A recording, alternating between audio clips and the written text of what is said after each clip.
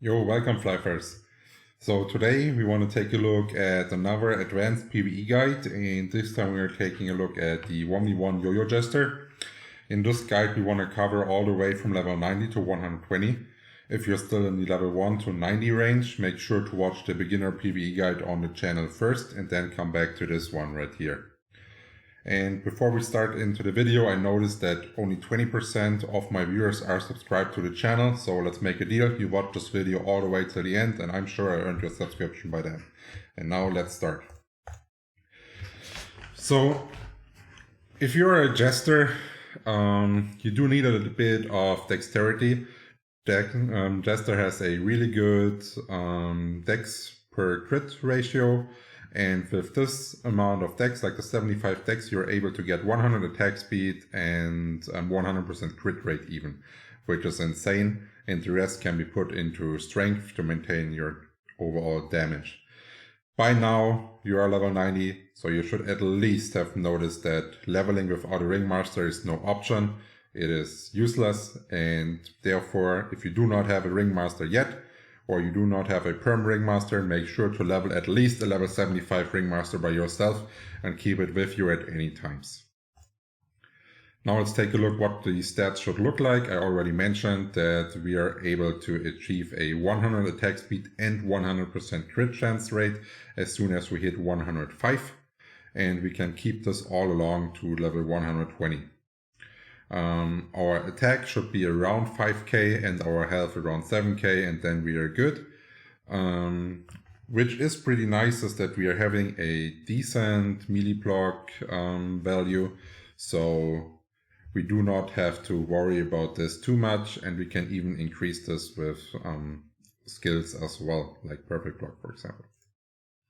Then this is what the current build should look like that you're currently wearing.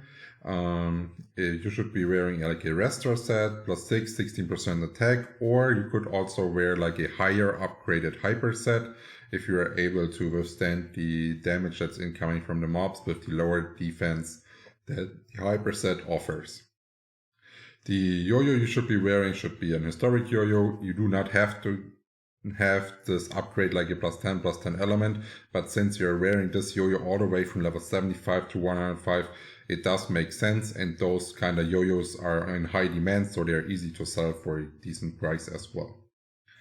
Now let's take a look like what your gear should actually look like. What are you aiming for, which is basically your end game dream setup, and this would be a nice set. This is giving you critical damage, critical chance, and attack speed, and the combination of the attack speed and the critical chance is insane, because this will allow you to play, once you hit 105, play with less experience than with less dexterity that you needed in the level 1 to 90 guide. So you can actually cut down on your dex in this build just due to the amazing effects of the set. And we already said that crit damage is the best damage increase that Flyff has to offer. And with this setup here, you're getting 40 from the set and 40 from the yo-yo, so you're all set. It's looking fantastic. And since this is endgame, you can push to plus 10 and 28% attack, and the yo-yo as well to plus 10. And I did forget to mention, you do want to have 10 element on here as well. So make sure to get this element, and then always use the element that is strongest versus the mob that you are fighting. If you do not know how to do this, there is all the information you need about element upgrade in the upgrade guide. Now let's talk quickly about awakenings. Overall, I would say awakenings are not needed for a Yoyojester to be played, but you can squeeze out your tiny bit more kill speed if you're getting hit of Penya damage percent onto your yo-yo. And we will talk about this in the playstyle, how you can benefit this into a higher kill speed and more EXP per hour. Now, what kind of jewelry should you use?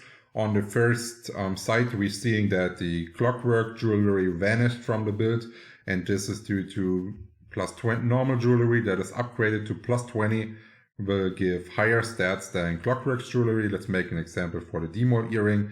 The Demon Earring plus 20 is roughly about 400 additional damage, while a Mightier plus 3, the Clockwork's counterfeit, is only around 200.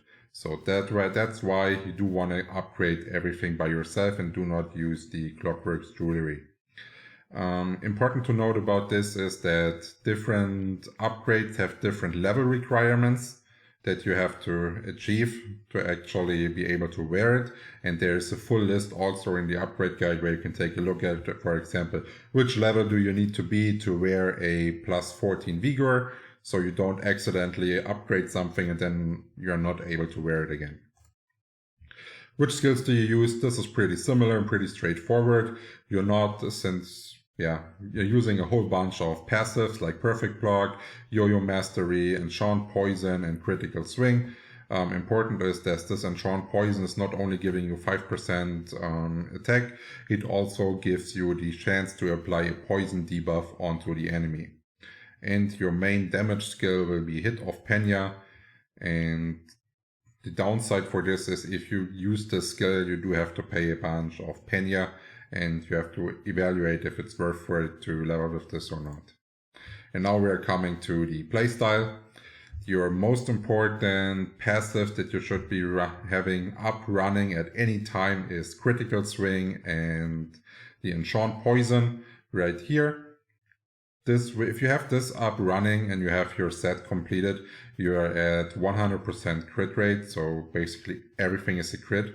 Crits do knock up mobs into the air rather than throwing them back like it was on Flyff PC, which means this build is pretty low on food demand, for example.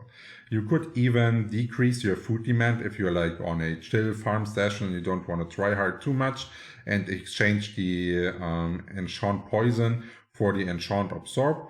This skill would give you the ability to train HP from the monsters that you're fighting, and since you do have 100 attack speed, 100 crit rate, you will basically not have the food at all if you're fighting at an average level gap. Then while you're auto-attacking all your mobs, whenever Hit of Penya is off cooldown and you can afford it Penya-wise to use it, I would recommend using a hop and then continue with auto-attacks, as this gives you a better DPS overall. Yeah, so we are at the end of the video. I hope I earned your subscription by now. If there are any more questions open, feel free to ask in the comments, and I would be happy if you give the video a thumbs up, and check by our Twitch stream that we are almost doing daily as soon as the global server will release. Cheers.